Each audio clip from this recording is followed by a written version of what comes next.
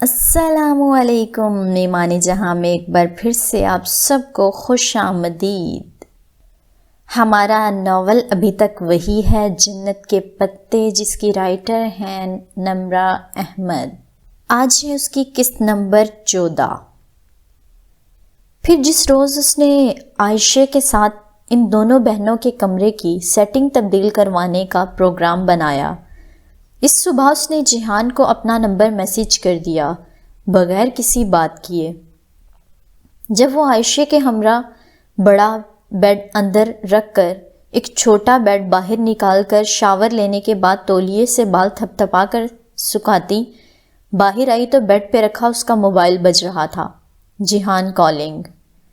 اماں سے جب اس نے جیہان کا نمبر لیا تھا تو صرف موبائل میں محفوظ ہی نہیں کیا بلکہ زبانی یاد بھی کر لیا، اگر کبھی دوبارہ۔ السلام علیکم۔ اس نے ایک دل نشیں مسکراہٹ کے ساتھ فون کان سے لگایا، دوسرے ہاتھ سے وہ تولیہ نرمی سے گیلے بالوں میں رگڑ رہی تھی۔ وعلیکم السلام، کیسی ہو؟ وہ بھی دوسری طرف جیسے بہت اچھے موڈ میں تھا۔ بہت اچھی، اور تم؟ جیسا پہلے تھا۔ اور تم نے فون ٹھیک کرا لیا؟ ممی کہہ رہی تھی تمہارا فون خراب ہو گیا تھا۔ ہاں، بہت کچھ خراب ہو گیا تھا، ویسے ابھی 1-2 روز پہلے نیا فون لیا ہے، وہ تولیہ کرسی کی پشت پہ ڈالتے ہوئے بولی۔ پھر تو بہت جلدی نمبر دے دیا تم نے۔ مجھے توقع نہیں تھی نا کہ کسی کو مجھ سے بات کرنے کی جلدی ہوگی، بس اسی لیے۔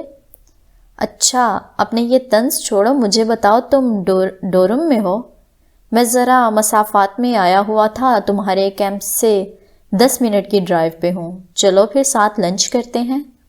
اسی پل عائشہ کچھ لینے کمرے میں داخل ہوئی تو اس کے چہرے کے تاثرات دیکھ کر رک گئی۔ وہ متذبذب سی فون پہ کہہ رہی تھی، نہیں میں ابھی کیمپس تو۔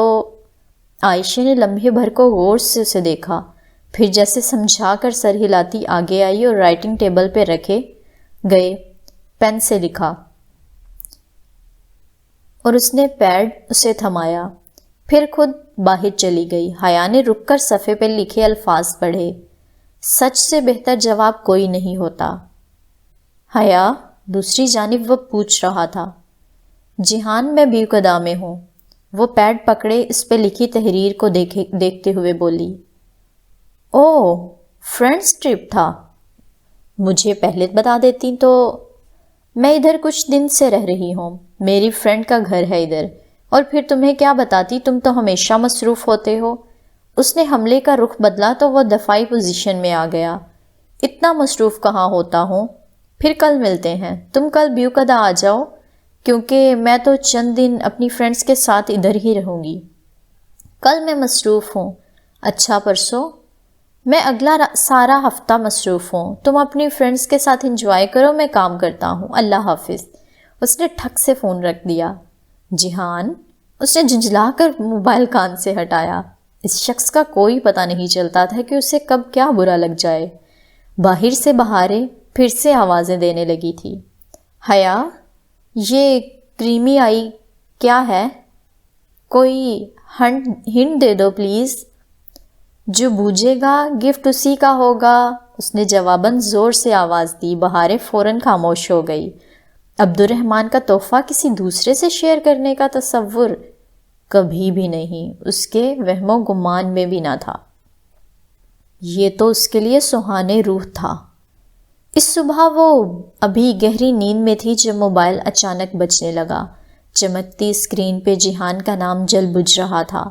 اس نے خمار آلود سا ہیلو کہا اور فون کان سے لگایا۔ میں فیری سے بیوقدہ آ رہا ہوں، تم پورٹ پہ پہنچ جاؤ۔ کیا؟ وہ ایک جھٹکے سے اٹھ بیٹھی۔ تم آ رہے ہو؟ اس کے لہجے میں سارے زمانے کی خوشی در آئی تھی۔ ہاں، میں نے سوچا بندے کو اتنا مصروف بھی نہیں ہونا چاہیے، وہ ہنس کر بولا۔ وہ لحاف پھینک کر باہر کو بھاگی۔ عائشہ کچن میں کام کرتی نظر آ رہی تھی۔ بہاریں کرسی پہ بیٹھی ناشتہ کر رہی تھی۔ آج تم جنگل نہیں جاؤ گی؟ بس میں نے کہہ دیا، حلیمہ آنٹی نے کہا ہے کہ تمہیں پورا سبق دوبارہ یاد کرنے کی ضرورت ہے۔ مگر عائشہ، بہارے نے منہ بسور کر پلیٹ پرے ہٹائی۔ عائشہ، مجھے پورٹ جانا ہے۔ وہ بھاگتی ہوئی چوکھٹ پہ آن رکی۔ میرا کزن آ رہا ہے استنبول سے۔ ٹھیک ہے، پھر ہم پہلے پورٹ چلے جائیں گے۔ ٹھیک۔ وہ اپنی خوشی چھپاتی تیار ہونے واپس بھاگ گئی۔ 2 روز قبل حلیمہ آنٹی نے عائشہ کے ہاتھ اس کے لیے ایک میرون رنگ کا شیشوں کا کام کرنے والا کرتا بھیجا تھا۔ اس نے نیلی جینز پہ وہی گھٹنوں تک آتا کرتا پہن لیا اور گیلے بال کھلے چھوڑ دیے۔ کندھے پہ اس نے عائشہ کا میرون پونچو پہن لیا تھا۔ بہارے کو حلیمہ آنٹی کے پاس چھوڑ کر وہ دونوں فیری پورٹ پہ آ گئیں۔ فیری ابھی 5 منٹ قبل پہنچا تھا۔ ٹورسٹ کا ایک بحر بیکراں اس سے اترا تھا۔ وہ آنکھوں پہ ہاتھ کیے فیری سے اترتے لوگوں کو متلاشی نگاہوں سے دیکھنے لگی۔ تبھی اسے جیحان نظر آ گیا۔ وہ نیلی جینز کی جیبوں میں ہاتھ ڈالے سامنے سے چلتا ہوا آ رہا تھا۔ اس نے بھی اوپر میرون سویٹر پہن رکھا تھا۔ جیحان کو اپنے قریب دیکھ کر وہ بے اختیار مسکرا دی۔ جیحان، اوور ہیئر۔ اس نے ہاتھ اونچا کر کے ہلایا۔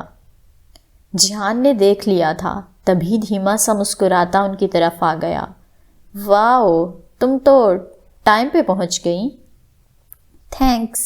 یہ میری فرینڈ ہے عائشہ گل، میں اسی کے ساتھ رہ رہی ہوں۔ اور عائشہ، یہ میرا کزن ہے جیحان سکندر۔ السلام علیکم۔ عائشہ نے اپنے نرم ازلی خوش اخلاق انداز میں سلام کیا۔ وعلیکم السلام۔ اس نے مسکراتے ہوئے سر کو جنبش دی۔ تو تم ان کی بن بلائی مہمان بنی ہوئی ہو؟ ارے نہیں، بن بلائی کیوں؟ ہم نے تو خود حیا کو بصد اصرار چند دن ادھر رکنے کا کہا تھا۔ عائشہ ذرا جھینپ کر بولی۔ پھر تھوڑی دیر ہی وہ رک پائی کہ اسے جنگل جانا تھا۔ وہ چلی گئی تو وہ دونوں بندرگاہ سے ہٹ کر سڑک کی طرف آ گئے۔ میرون اور نیلے رنگ میں ملبوس وہ سڑک کے کنارے چلتے بالکل ایک سے لگ رہے تھے۔ تمہارا فون اتنی افراتفری میں آیا کہ میں ناشتہ بھی نہیں کر سکی۔ مین بازار میں ریسٹورنٹ کے کھلے فرنٹ سے اشتہا انگیز سی خوشبو باہر آ رہی تھی۔ پھر جاؤ اور میرے لیے بھی ناشتہ لے آؤ، مگر پے میں کروں گا۔ اس نے والیٹ نکال کر چند نوٹ نکالے۔ ترک رسم و رواج کے مطابق ادائیگی ہمیشہ میزبان کرتا ہے، اور ادھر میزبان میں ہوں جیحان۔ چھوڑو ترک رسم و رواج کو، ہم پاکستانی ہیں۔ شکر تمہیں یاد تو رہا۔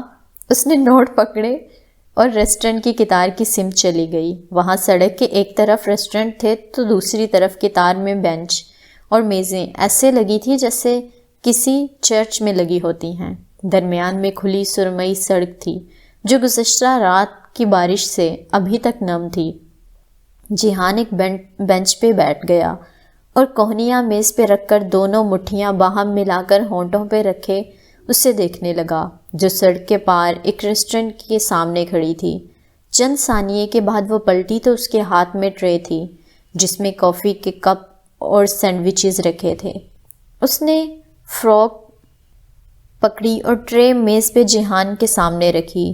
شکریہ، اس نے مسکرا کر کہتے ہوئے ایک کپ اٹھا لیا۔ اور اب تم واپس استنبول آ جاؤ، بہت رہ لیا ادھر۔ کیوں؟ کافی کا کپ لبوں تک لے جاتے وہ بے ساختہ رکی تھی۔ ممی تمہیں یاد کر رہی تھیں۔ صرف ممی؟ اس نے آزردگی سے سوچا، پھر سر جھٹک کر پھیکا سا مسکرائی۔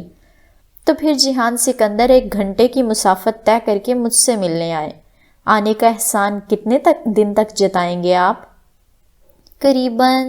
جیحان مسکرا کر کچھ کہتے کہتے رکا۔ اس کی آنکھوں میں الجھن ابھری۔ تمہاری آنکھ پہ کیا ہوا ہے؟ اس کی نگاہیں حیا کے چہرے پہ سے پھسلتی گردن پہ جا ٹکی تھیں۔ اور ہونٹ اور گردن پہ؟ تمہیں چوٹ لگی ہے؟ ہاں، بہت گہری چوٹ لگ گئی ہے۔ کیسے؟ وہ ذرا تفکر سے کہتا آگے کو ہوا اور کپ میز پر رکھا۔ میں گر گئی تھی، بہت بری طرح سے گر گئی تھی۔ وہ اس کی آنکھوں میں دیکھتے ہوئے بھی کہیں دور چلی گئی تھی۔ اوہ، اب ٹھیک ہو؟ حیا نے جواباً اس بات میں سر ہلا دیا۔ اور یہ تم نے اپنی عمر سے اتنی چھوٹی لڑکی سے دوستی کرنا کب سے شروع کر دی؟ جب سے اپنی عمر والی ساتھ چھوڑ گئی۔ ایک بوجھل سی خاموشی دونوں کے درمیان حائل ہو گئی۔ ایک نہ ختم ہونے والے کرب نے سڑک کنارے لگے بنجر کے کتار کو گھیرے میں لے لیا۔ قریب میں ایک بچہ 3 گیندیں جو موٹے موٹے زرد لیموں سے متشابہ تھیں یوں اچھالتے ہوئے چلا آ رہا تھا کہ کوئی گیند گرنے نہ پاتی تھی۔ خیر یہ 2 بہنیں عمر میں اتنی چھوٹی نہیں ہیں، بس چہرے سے لگتی ہیں۔ عائشہ 20 سال کی ہے اور چھوٹی بہاریں 9 سال کی۔ انہوں نے میری مدد کی تھی، یوں ہماری دوستی ہو گئی۔ کیسی مدد؟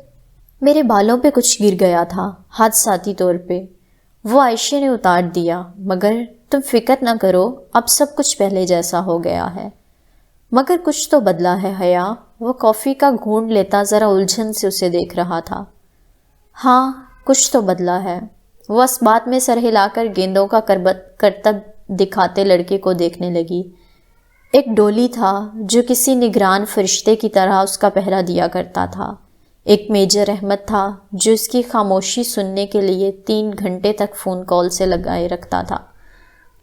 ایک عبد الرحمن تھا جو دوسرے ملک میں ہونے کے باوجود اس کی مدد کے لیے آتا تھا، اور ایک جیحان سکندر تھا جو اس کی ایک وضاحت پہ مطمئن ہو جاتا تھا، جو اس کے چہرے کے زخم تو دیکھ سکتا تھا مگر ان کے پیچھے اس کی جلی ہوئی روح اسے نظر نہیں آتی تھی۔ جو نظر آتا ہے وہ تو سب دیکھ لیتے ہیں، جو نہیں نظر آتا وہ کوئی ہی دیکھ سکتا ہے، اور جیحان ایسے لوگوں میں شامل نہیں تھا۔ دفعتاً میسج ٹون بجی تو جیحان نے موبائل جیب سے نکالا اور دیکھا۔ ممی کو بتا کر نہیں آیا تھا، اب ان کی تفتیش شروع ہو جائے گی۔ وہ پیغام کا جواب ٹائپ کرتے ہوئے مسکرا کر کہنے لگا، تم جتنی ان کی مانتے ہو میں وہ بھی جانتی ہوں۔ وہ مجھ سے کچھ منواتی نہیں ہے، ورنہ شاید میں ان کی واقعی مانتا۔ اس نے پیغام بھیج کر سیل وہیں میز پہ رکھ دیا۔ حیا نے ایک نظر اس کے فون کو دیکھا۔ تم وہ سم ون اسپیشل کون تھا جیحان جس نے تمہیں یہ فون گفٹ کیا تھا؟ جیحان نے موبائل اٹھا کر اس کی طرف بڑھایا۔ یہ تم رکھ لو، میں اور لے لوں گا۔ اتنے سوال پوچھتی ہو نا تم میرے فون کے بارے میں۔ حیا نے فون اس کے ہاتھ سے لے کر واپس میز پہ رکھا۔ بات کو مت ٹالو، میرے سوال کا جواب دو۔ نہیں، تم فکر نہ کرو، کسی لڑکی نے نہیں دیا، یہ میرا آفیشیل فون تھا، میری جاب کا فون، میرے باس نے دیا تھا۔ تمہارا باس؟ اس کی آنکھوں میں الجھن ابھری۔ مگر تم تو اپنا کام کرتے ہو نا؟ ہمیشہ سے تو اپنا نہیں کرتا تھا، یہ ریسٹورنٹ تو 1.5-2 سال پہلے کھولا تھا، اس سے پہلے تو بہت سی جابز کی ہیں۔ وہ زرد گیندیں اچھالتے بچے کو دیکھ کر دھیما سا مسکرا کر کہہ رہا تھا۔ اس وقت اس کی آنکھوں میں کوئی ایسا نرم سا تاثر تھا جو حیا نے صرف ایک دفعہ پہلے دیکھا تھا، جیسے وہ کچھ یاد کر رہا تھا، کوئی غمگشتہ قصہ۔ ایک بات کہوں جیحان، مجھے لگتا ہے کہ تمہیں اپنی جاب اور اپنا باس بہت پسند تھا۔ وہ بغور اس کے چہرے کے تاثرات کو دیکھتے ہوئے بولی تو جیحان نے بری طرح سے چونک کر اسے دیکھا۔ تمہیں ایسا کیوں لگا؟ کیونکہ ابھی اپنے باس اور جاب کا ذکر کرتے ہوئے تمہاری آنکھوں میں جو چمک اور محبت درائی ہے نا، یہ میں نے پہلے تب دیکھی تھی جب تم ہمارے کچن میں مجھے اسپیشل گفٹ کے بارے میں بتا رہے تھے، اور اب بھی یہ سب کہتے ہوئے تمہارا چہرہ ایک دم سے اتنا گلو کرنے لگ گیا کہ مجھے لگا اس ذکر سے وابستہ کوئی خاص یاد تمہارے ذہن میں چل رہی ہے۔ تم تو چہرے پڑھنے لگ گئی ہو۔ وہ جیسے سنبھل کر مسکرایا۔ بتاؤ نا، تمہیں اپنی پچھلی جاب بہت پسند تھی؟ ہاں بہت زیادہ، بڑے عیش تھے تب، اپنی راجدھانی، اپنی جگہ کی بات ہی کچھ اور ہوتی ہے۔ وہ اپنے چہرے کے تاثرات کو ہموار رکھے دوبارہ کہیں پیچھے نہ جانے کی کوشش کر رہا تھا۔ تو وہ جاب کیوں چھوڑ دی؟ حیا، بعد دفعہ انسان کو بہت کچھ چھوڑنا پڑتا ہے، اپنی سلطنت سے خود جلا وطن کرنا پڑتا ہے۔ ان شہزادوں کے جزیروں کو ترک میں ادالار کہتے ہیں، کیونکہ یہاں ان شہزادوں کو جلا وطن کر کے بھیجا جاتا تھا جو سلاطین کو اپنے تخت کے لیے خطرہ لگتے تھے۔ وہ بات کو کہیں سے کہیں لے گیا تھا۔ ہاں، اور میں سوچتی ہوں جیحان، وہ جلا وطن شہزادے اپنے پرانے شاہانہ دور کو کتنا یاد کرتے ہوں گے، اور جو خود کو خود ہی جلا وطن کرتے ہیں ان کی یاد میں تکلیف بھی در آتی ہوگی۔ پھر اس نے دھیرے سے سر جھٹکا۔ آؤ سمندر پہ چلیں۔ کچھ دیر بعد وہ دونوں ساحل سمندر پہ پتھروں کی قطار پہ چل رہے تھے۔ ہوا اس حیا کے بال اڑ اڑ کر جہان کے کندھے سے ٹکرا رہے تھے، مگر وہ انہیں نہیں سمیٹ رہی تھی۔ وہ بھی خاموشی سے جینز کی جیبوں میں ہاتھ ڈالے سر جھکائے قدم اٹھا رہا تھا۔ تمہارا ریسٹورنٹ کیسا جا رہا ہے؟ رینوویشن کروا رہا ہوں اور میری لینڈ لیڈی بھی کوئی لوئر کر رہی ہے میرے خلاف۔ میری یہ سمجھ میں نہیں آتا کہ اس کے پاس ایک دم سے خود کا اتنا پیسہ کہاں سے آ گیا کہ وہ اتنا مہنگا لوئر کر سکے۔ حیا کا دل آزردگی کے سمندر میں ڈوب کر ابھرا۔ وہ جانتی تھی کہ اچانک سے اس کے پاس اتنا پیسہ کہاں سے آیا تھا۔ وہ سب اس کی غلطی تھی۔ تو تم اب کیا کرو گے؟ آج کل تو بس چھپا ہوا ہوں، اسی لیے ریسٹورنٹ سے بھاگ کر ادھر آ گیا۔ ذرا لو پروفائل رکھی ہوئی ہے۔ وہ دھیرے سے ہنس کر بولا۔ تم اس سے اتنا ڈرتے کیوں ہو؟ ڈرتا تو میں فرقان ماموں اور سائمہ مامی کے سوا کسی سے نہیں ہوں۔ سمندر کی ایک تیز لہر آئی اور ان کے قدموں کو بھگو کر واپس پلٹ گئی۔ اوہ، فرقان ماموں کی بیٹی کی منگنی ہو رہی ہے، اسے اچانک یاد آیا۔ حیا حیرت سے رک کر اسے دیکھے گئی۔ ارم کی؟ کب؟ کس سے؟ کل رات مامی کا فون آیا تھا ممی کو، انہوں نے ہی بتایا تھا۔ فنکشن تو معلوم نہیں کب ہے، البتہ رشتہ طے ہو گیا ہے۔ مگر کس سے؟ فرقان ماموں کی کسی دوست کی فیملی ہے، زیادہ تفصیل مجھے نہیں معلوم۔ وہ شانے اچکا کر بولا۔ وہ دونوں پھر سے چلنے لگے تھے۔ ارم نہیں مانی ہوگی، تایا نے زبردستی کی ہوگی، وہ یہی سوچ رہی تھی۔ تمہیں پتہ ہے جہان، اماں ابا اور تایا تائی کی بڑی خواہش تھی کہ ارم کا رشتہ روہیل سے ہو۔ اب پتہ نہیں تایا تائی نے کہیں اور کیوں کر دیا رشتہ۔ مگر روہیل تو… وہ کچھ کہتے کہتے ایک دم رکا۔ زندگی میں پہلی دفعہ اسے لگا کہ جہان کے لبوں سے کوئی بات غیر ارادی طور پر پھسلی تھی۔ مگر روہیل کیا؟ وہ چونک کر اسے دیکھنے لگی۔ روہیل کی تو ابھی کافی اسٹڈیز رہتی ہیں۔ وہ بات بدل گیا تھا۔ وہ شرطیہ کہہ سکتی تھی۔ روہیل کی پڑھائی ختم ہو چکی ہے۔ جب میں پاکستان واپس جاؤں گی وہ تب آنے والا ہی ہوگا۔ جواباً جہان نے ایک گہری پرکھتی نظر اس پہ ڈالی۔ تمہارا روہیل سے رابطہ ہے جہان؟ پھپھو نے ایک دفعہ بتایا تھا کہ تم لوگ ان ٹچ ہو۔ اس نے اپنی پرانی الجھن کو الفاظ پہنا دیے۔ ہاں، کبھی کبھی بات ہو جاتی ہے۔ میں اس سے ملا تھا امریکہ میں۔ اچھا، کب؟ اس نے تو نہیں بتایا۔ وہ خوشگوار حیرت سے اسے دیکھنے لگی۔ پرانی بات ہے، 3 سال تو ہو ہی گئے ہوں گے۔ وہ شانے اچکا کر بولا۔ اسے بہت حیرت ہوئی تھی۔ ایک تو پتہ نہیں اس کے گھر والوں کو ہر بات اپنے تک محدود رکھنے کا شوق کیوں تھا۔ ابھی پاکستان میں اس نے اماں سے سکندر انکل کے کیس کا پوچھا تو اسے معلوم ہوا کہ اماں ابا کو سب پتہ تھا، اور اب روہیل جہان سے مل بھی چکا تھا، مگر اس نے کبھی بتایا ہی نہیں۔ آج تو وہ روہیل سے ضرور پوچھے گی، اس نے تہیہ کر لیا تھا۔ لہریں اسی طرح امڑ امڑ کر ان کے پیر چھو رہی تھیں۔ جہان، تم نے کبھی سیپ چنے ہیں؟ یہاں سیپ ہوتے ہیں؟ وہ ذرا حیران ہوا۔ ہاں، تمہیں نہیں پتا؟ آؤ سیپ چنتے ہیں، ان سے موتی نکلیں گے۔ واقعی؟ اب دیکھتے ہیں کہ تمہارا موتی نکلتا ہے یا نہیں۔ وہ چیلنجنگ انداز میں مسکراتی آگے بڑھ گئی۔ ان دونوں کو ایک ایک سیپ ہی ملی۔ حیا نے دور بیٹھے ٹورسٹ کی ایک ٹولی سے ایک بڑا سا چھرا لیا جو وہ فروٹ کاٹنے کے لیے لائے تھے، اور جہان کے پاس واپس پتھروں پہ آ بیٹھی۔ پہلے اس نے اپنی سیپ کھولی، وہ خالی تھی۔ مول سے پہ خون کے قطرے لگے تھے۔ اس نے مایوسی سے چھرا جہان کی طرف بڑھا دیا۔ جہان نے بلیڈ سیپ کے خول کے دراز میں رکھ کر احتیاط سے اسے کاٹا اور کتاب کی مانند اسے کھول لیا۔ حیا نے گردن آگے کر کے دیکھا۔ مولسک کے خون آلود لوتھڑے کے عین اوپر کتار میں مٹر کے دانے جتنے 3 سفید موتی جگمگا رہے تھے۔ وہ متغیر سی ان چمکتے موتیوں کو دیکھ رہی تھی۔ جہان نے چھری کی نوک سے موتی اکھاڑے، ان کو پانی سے دھویا اور جیب سے خالی ٹیشو نکال کر ان میں لپیٹا۔ یہ تمہارے ہوئے۔ اس نے ٹیشو حیا کی طرف بڑھایا۔ اس نے دھیرے سے نفی میں سر ہلایا۔ تم اتنے قیمتی موتی کسی دوسرے کو کیسے دے سکتے ہو؟ وہ بھی تک اسی لمحے کے زیر اثر تھی۔ یہ لڑکیوں کے شوق ہوتے ہیں، میں ان کا کیا کروں گا؟ وہ لاپرواہی سے بولا تھا۔ تمہیں نہیں معلوم کہ اگر یہ بہارے گل کے نکلتے تو اس کے لیے کتنی قیمتی ہوتے۔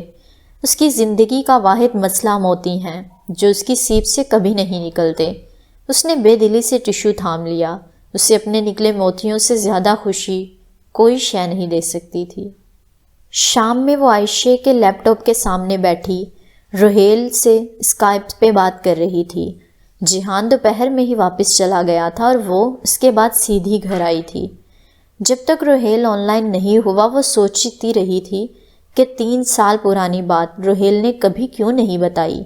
3 سال پہلے کیا کبھی اس نے اشاروں کناروں میں بھی بتایا کہ وہ اسے سبین پھپھو کا بیٹا ملا تھا؟ اس کی ہر سوچ کا جواب نفی میں تھا۔ 3 سال پہلے ان کی زندگیوں میں کیا ہو رہا تھا؟ وہ شریعہ لا کے دوسرے سال میں تھی۔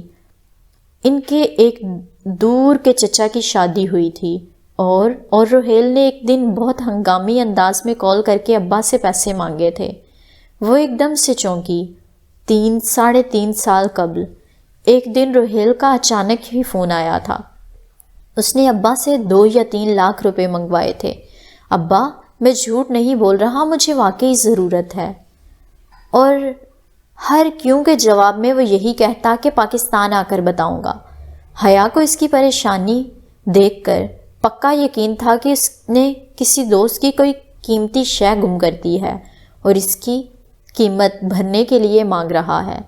پھر پتہ نہیں روہیل نے ابا کو وجہ بتائی یا نہیں، مگر اب سارے معاملے کو دوبارہ دبا دیا گیا تھا۔ یاد کرتے ہوئے وہ سوچنے لگی کہ کیا ان 2 واقعات کا کوئی باہمی تعلق تھا؟ سیدھا پوچھا تو روہیل شاید چھپا جائے، سو اسے اندھیرے میں نشانہ باندھنا پڑے گا۔ روہیل آن لائن آ گیا تھا اور اب اس کا چہرہ اسکرین پہ نظر آ رہا تھا۔ رسمی باتوں کے بعد اس نے بغیر کسی تمہید کے پوچھا، تم نے جہان کا کون سا نقصان بھرنے کے لیے ابا سے پیسے منگوائے تھے؟ لمحے بھر کو تو روہیل کی سمجھ میں نہیں آیا کہ وہ کیا کہہ رہی ہے۔ پھر وہ ذرا حیرت سے بولا، یہ تم سے کس نے کہا ہے؟ تم پہلے میرے سوال کا جواب دو۔ تم سے جہان کا کوئی نقصان ہوا تھا نا؟ جب وہ تمہارے پاس امریکہ آیا ہوا تھا تو تم نے ابا سے پیسے منگوائے تھے۔ اندر ہی اندر وہ خود بھی گڑبڑا گئی تھی کہ پتہ ایسی بات ہو ہی نہ۔ تم سے جہان نے کہا ہے یہ؟ وہ چنبے سے پوچھ رہا تھا۔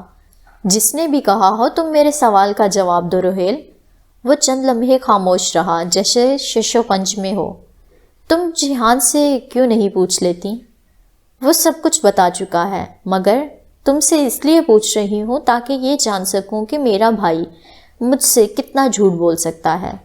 تلخ لہجے میں کہہ کر اس نے روہیل کے چہرے کو دیکھا۔ وہاں واضح تلملاہٹ در آئی تھی، جذباتی بلیک میلنگ کام کر گئی تھی۔ بات جھوٹ بولنے کی نہیں ہے اور مجھے پتا ہے اس نے تمہیں کچھ نہیں بتایا۔ وہ کبھی بتائے گا بھی نہیں کیونکہ اس نے مجھے بھی منع کر رکھا تھا۔ پھر بھی میں تمہیں بتائے دیتا ہوں۔ پھر وہ ذرا توقف سے بولا، وہ ایک رات کے لیے بہت اچانک میرے پاس آیا تھا۔ اس کے بائیں کندھے پہ گولی لگی تھی اور اسے بر وقت طبی امداد چاہیے تھی، مگر وہ اسپتال نہیں جانا چاہتا تھا۔ سو اس کے کہنے پہ میں نے اپنی ایک ڈاکٹر فرینڈ کو بلوایا جو تب اپنی ریزیڈنس کر رہی تھی۔ اس نے میرے اپارٹمنٹ پہ جہان کو ٹریٹ کیا اور بینڈیج وغیرہ کیا۔ پھر جہان نے مجھے بس اتنا بتایا کہ اس کے پیچھے کوئی ہے اور وہ کسی سے بھاگتا پھر رہا ہے۔ اس کے پاس ترکی کے ٹکٹ کے لیے پیسے بھی نہیں تھے، سو اس کے پیسے مانگنے پہ میں نے ابا سے کہہ کر راتوں رات پیسے ارینج کیے تھے۔ وہ صبح ہوتے ہی واپس ترکی چلا گیا، پھر ہفتے بعد ہی اس نے پیسے بھجوا دیے۔ بس یہی بات تھی۔ وہ حق دق سنے جا رہی تھی۔ ابا کو پتہ ہے اس بات کا؟ نہیں، اور تم بھی مت بتانا، وہ پہلے ہی جہان سے متنفر رہتے ہیں۔ یہ بات بتائی تو وہ تو بس جہان کی لاپرواہی کی وجہ سے اس سے کھنچے سے تھے، مگر اب ایسا نہیں ہے۔ نہیں، وہ کسی اور بات پہ اس سے برگشتہ تھے۔ اب مت پوچھنا کہ وہ کیا بات تھی۔ میں ابھی جلدی میں ہوں، بعد میں بتاؤں گا، مگر اتنا یقین رکھو کہ وہ جس زخمی حالت میں میرے پاس آیا تھا مجھے وہ اسی دن سے اچھا لگنے لگا تھا، اور میں یہ وثوق سے کہہ سکتا ہوں کہ وہ سچ بول رہا تھا جب اس نے اس رات مجھے کہا تھا کہ Rohail, I am not the bad guy, بلکہ جو میرے پیچھے ہیں وہ برے ہیں۔ اور وہ دوسری بات، اس نے اصرار کرنا چاہا مگر روہیل اس کوئی موقع دیے بغیر میز سے اپنی چیزیں سمیٹنے لگا۔ اسے باہر جانا تھا اور وہ جلدی میں تھا۔ حیا نے بے دلی سے لاگ آؤٹ کیا۔ اس کا دل ایک دم سے بوجھل ہو گیا تھا۔ اس کے گھر والے اس کو چھوٹا سمجھ کر اس سے اتنی باتیں چھپاتے آخر کیوں تھے؟ عائشہ نے لیٹے ہوئے بہارے پہ کمبل برابر کیا، پھر ایک نظر اسے دیکھا جو بہارے کے اس طرف لیٹی چھت کو تکے جا رہی تھی۔ وہ تینوں یوں سوتیں کہ بہارے درمیان میں ہوتی۔ عائشہ، اس نے عائشہ کی نگاہوں کا ارتکاز محسوس کیا تھا، یہ شاید وہ اسے پکارنے کا ارادہ پہلے سے رکھتی تھی۔ کہو۔ عائشہ پہلو کے بل لیٹی نرمی سے بہارے کے گھنگریالے بالوں کو سہلا رہی تھی۔ میری سیپ سے موتی کیوں نہیں نکلتے؟ میں اتنا جھوٹ تو نہیں بولتی، وہ چھت کو تکتی کہنے لگی۔ تم بہارے کے فلسفے کو ذہن سے نکال دو، یہ تو رزق ہوتا ہے، کبھی نکل آتا ہے تو کبھی نہیں۔ چند لمحے کمرے کی تاریکی میں ڈوب گئے تھے جس میں سبز نائٹ بلب کی مدھم روشنی پھیلی تھی۔ بہارے کی بند آنکھوں سے سانس لینے کی آواز ہولے ہولے ابھرتی جا رہی تھی۔ عائشہ، اس نے اسی چھت کو تکتے ہوئے پھر سے پکارا، کیا مجھے دنیا نے دھوکے میں ڈال رکھا ہے؟ تمہیں کیا لگتا ہے؟ پتہ نہیں، مجھے لگتا ہے جیسے میں بہت دور نکل آئی ہوں، اتنی دور کہ میں ان باتوں سے خود کو ریلیٹ نہیں کر پاتی جو تمہاری زندگی کا حصہ ہیں۔ حیا، دور ہمیشہ ہم جاتے ہیں، اللہ دور کبھی نہیں جاتا۔ وہ نگاہوں کا زاویہ موڑ کر عائشہ کو سوالیہ انداز میں دیکھنے لگی۔ اگر تمہیں لگتا ہے کہ دوریاں بہت بڑھ گئی ہیں تو انہیں ختم کرنے کی کوشش میں پہل بھی تمہیں ہی کرنی ہوگی۔ کیسے؟ وہ بے اختیار بول اٹھی۔ تم کیا کرنا چاہتی ہو؟ میرا بازو مجھ سے روز یہ سوال کرتا ہے کہ میں کون ہوں۔ میں چاہتی ہوں کہ میرے پاس اس سوال کا جواب ہو، کوئی اچھا سا جواب۔ میں زندگی میں کچھ اچھا کرنا چاہتی ہوں، اس لیے تاکہ تمہاری سیپ سے موتی نکل آئیں۔ نہیں، وہ ذرا خفت سے بولی، بلکہ اس لیے تاکہ مجھے اس آگ میں کبھی نہ جلنا پڑے جس سے مجھے اب بہت ڈر لگتا ہے۔ پھر اس فاصلے کو سمیٹنے کی کوشش کرو۔ کیسے کروں عائشہ؟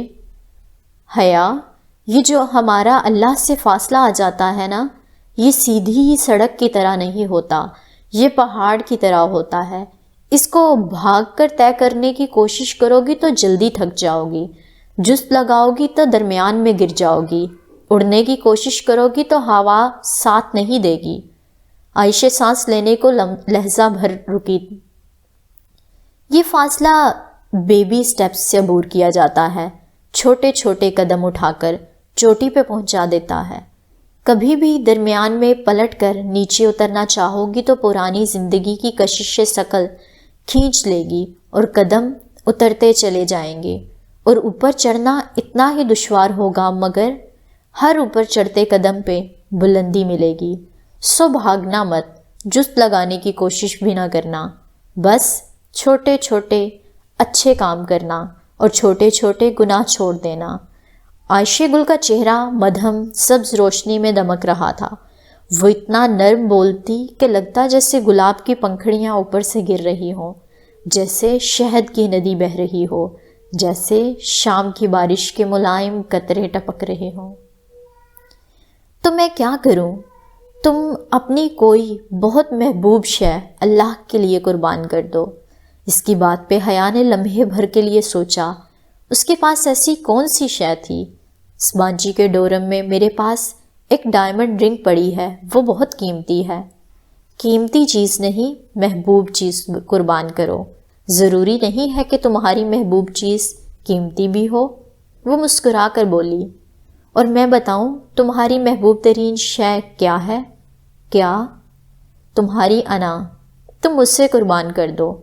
مگر کس کے لیے؟ وہ ذرا حیرت سے بولی۔ اپنے چچا کی کسی بیٹی کے لیے۔ تمہارے کوئی چچا اور ان کی بیٹیاں ہیں؟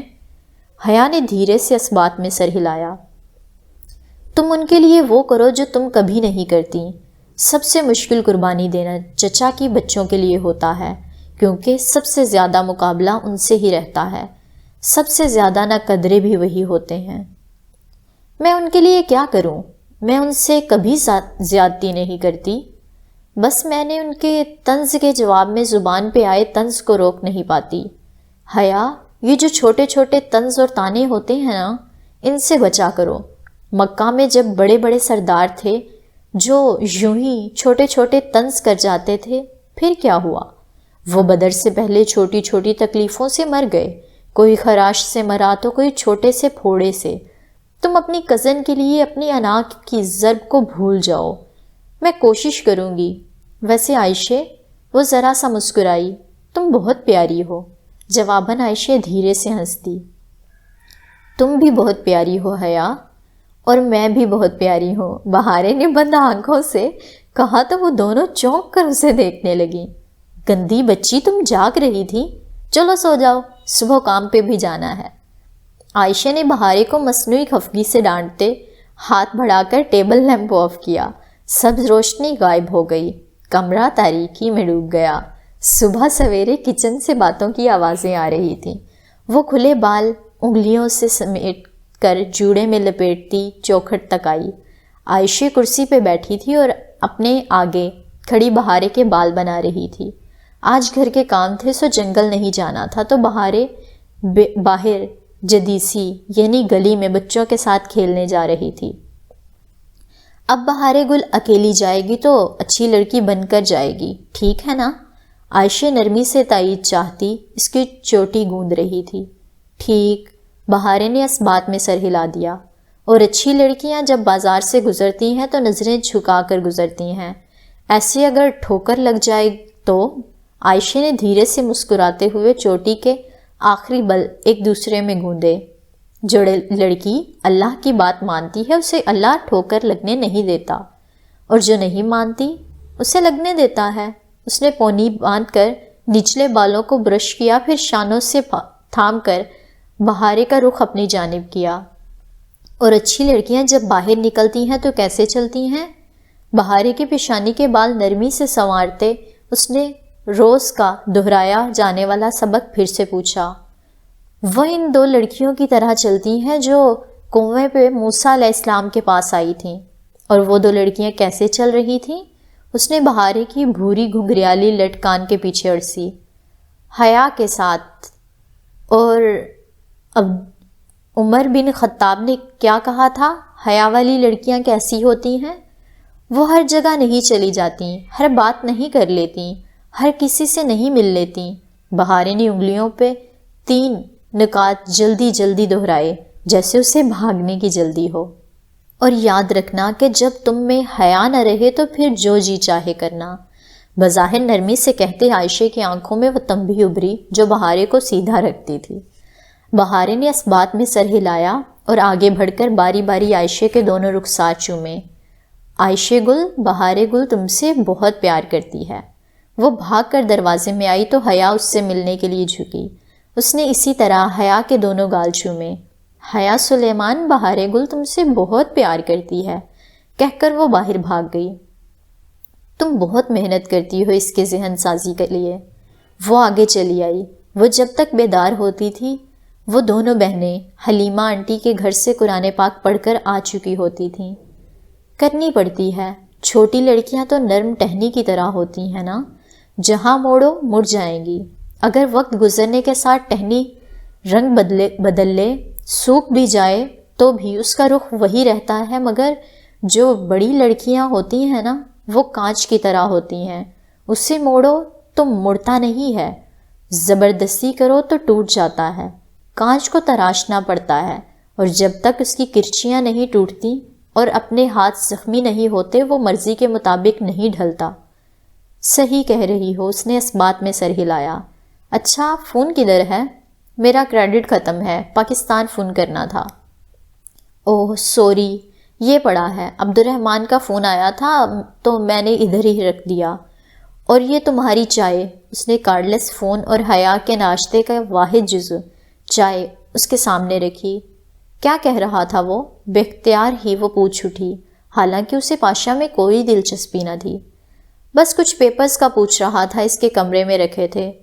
بہارے تو خوش ہوئی ہوگی اس سے بات کر کے۔ ناشتے کے برتن سمیٹتی عائشہ کے ہاتھ ذرا سست پڑے، ایک آزردگی اس کے چہرے پہ بکھر گئی۔ تم بہارے کو مت بتانا، میں نے بھی اسے نہیں بتایا، وہ اس سے بات کرنے کے لیے فون نہیں کرتا، اپنے کام کے لیے کرتا ہے بس۔ وہ اداسی سے سر جھٹک کر کام کرنے لگی۔ حیا خاموشی سے فون اور چائے کا کپ لیے باہر آ گئی۔ گھاس پہ شبنم کے قطروں کی چادر چڑھی تھی، بہار کے پھول ہر سو خوشبو بکھیر رہے تھے۔ وہ گھاس پہ بیٹھ کر چائے کے گھونٹ بھرتی تایا فرقان کا نمبر ڈائل کرنے لگی۔ فون ارم نے ہی اٹھایا تھا۔ دعا، سلام اور رسمی سے حال احوال کے بعد وہ بہت چبھتے ہوئے لہجے میں بولی، تمہیں آج خیال آ گیا فون کرنے کا؟ عام دنوں میں حیا کو اس فکرے سے زیادہ تک کسی شے سے نہیں چڑھتی تھی۔ انسان جب کسی کو فون کرے، چاہے سال بعد ہی صحیح، تو وہ اگلے کا خیال کر کے ہی فون کرتا ہے۔ اس پہ کسی گلے سے بات کا آغاز کرنا مخاطب کو یہ کہنے کے برابر ہوگا کہ آئندہ یہ خیال کرنے کی ضرورت بھی نہیں ہے، مگر اس نے اب زندگی میں اتنی تکلیف سہ لی تھی کہ اسے محسوس نہیں ہوا، یا پھر وہ خود ہی نظر انداز کر گئی۔ ٹھیک کہہ رہی ہو، میں بھی بس مصروفیت کے باعث کر ہی نہیں پاتی۔ تم سناؤ کیسی ہو؟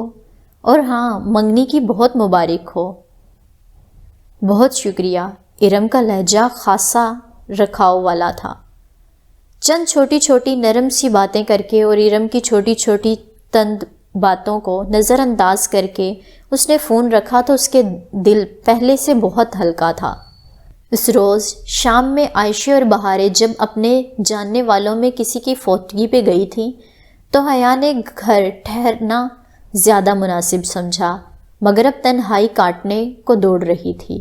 وہ سارا دن اکٹھی ہوتی تھی، پھر رات کو ہوٹل گرینڈ کے گارڈز گیٹ پہ اور 2 گارڈز جدیسی کے سرے پہ آ کر پہرا دیتے تو ایک تحفظ کا احساس گھیرے رہتا تھا۔ البتہ اب وہ بہت تنہائی محسوس کر رہی تھی۔ پہلے تو وہ اوپر اسٹڈی روم میں آ گئی جہاں اس کی تصاویر دیواروں پہ آویزاں تھیں۔ اسے یوں اپنی تصاویر دیکھ کر ہمیشہ بہت کوفت ہوتی تھی۔ وہ میٹرو اسٹیشن کی سیڑھیوں کے دھانے پہ ذرا سی لڑکھڑائی تھی، ٹوٹی سرخ جوتی پاؤں سے لٹک رہی تھی۔ وہ اپنے سنہری سکوں والے فراک میں پاشا کی سیاہ کار سے نکل رہی تھی، اور بھی ترکی اور پاکستان کی بہت سی تصاویر۔ پاشا کے بندے ہر پل اس کا تعاقب کرتے تھے۔ اسے یقین تھا وہ بے دلی سے باہر آ گئی۔ اس کو بلیک میل کرنے کے لیے اس نے بہت سا سامان اکٹھا کر رکھا تھا، مگر کوئی کمزوری تو پاشا کی بھی ہوگی۔ کچھ سوچ کر اس نے گردن اٹھا کر اوپر دیکھا۔ گول چکر کھاتا لکڑی کا زینہ 3ری منزل تک جاتا تھا، وہاں پاشا کا کمرہ تھا۔ بہارے بات بے بات ذکر کرتی، راہداری کا آخری کمرہ۔ وہ ادھر گئی تو نہیں تھی، مگر جانے میں حرج بھی نہ تھا۔ اسے اس گھر کے بارے میں جتنا پتا ہوتا اچھا تھا۔ وہ ننگے پاؤں زینے چڑھتی اوپر آئی۔ چابیوں کا گچھا اس نے عائشہ کی دراز سے نکال لیا تھا۔ آخری کمرے کا دروازہ بند تھا۔ اس نے ایک ایک کر کے چابیاں لگانی شروع کی۔ 4تھی چابی پہ لاک کھل گیا۔ اس نے دھیرے سے دروازہ دھکیلا۔ وہ بہت شاہانہ طرز کا بیڈ روم تھا۔ اونچی چھت، جھلملاتا فانوس، دیوار گیر کھڑکی کے ہلکے سرمئی مخملی پردے، قالین بھی سرمئی۔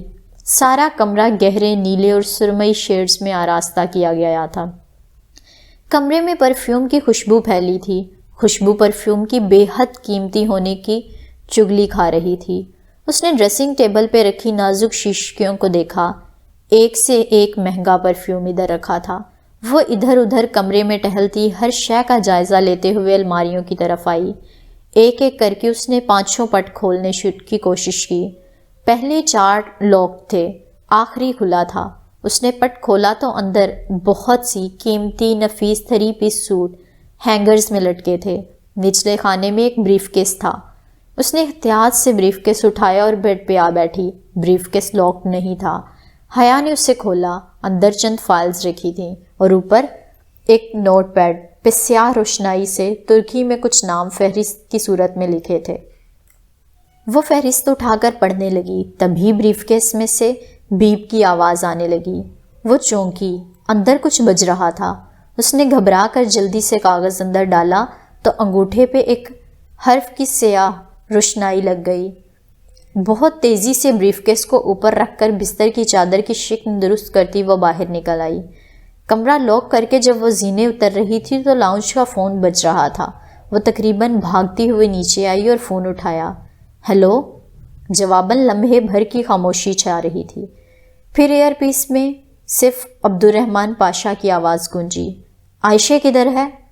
وہ دونوں کسی گھر گئی ہیں، وہ ذرا سنبھل کر بولی۔ آپ کیوں پوچھ رہے ہیں؟ چند لمحے کے لیے وہ خاموش رہا، پھر بولا تو اس کی آواز بے حد سرد تھی۔ آئندہ اگر آپ میرے کمرے میں گئیں یا میرے بریف کیس کو کھولنے کی کوشش کی تو اپنے پیروں پہ گھر نہیں جا سکیں گی، سمجھیے آپ؟ بہت ضبط سے بولا تھا۔ حیا کے قدموں تلے سے زمین سرک گئی۔ اس نے گھبرا کر ریسیور کریڈٹ پہ ڈال دیا، پھر انگوٹھے پہ لگے سیاہی کے دھبے کو کپڑے سے رگڑ کر گویا ثبوت مٹانے کی کوشش کی ہو۔ عبدالرحمن کو کیسے علم ہوا؟